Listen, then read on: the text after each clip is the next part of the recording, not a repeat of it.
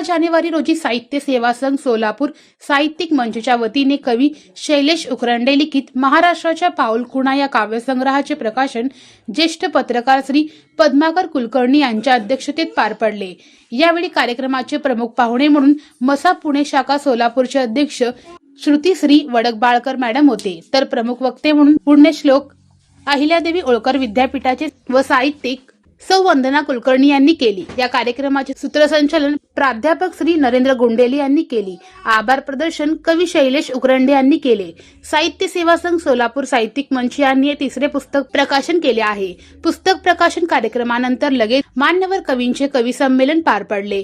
कवी संमेलनाच्या अध्यक्षपद कादंबरीकार श्री दस्तगीर जमादार सर यांनी भूषविले, तर कवी संमेलनाचे सूत्रसंचालन दत्तात्रय इंगळे यांनी केले।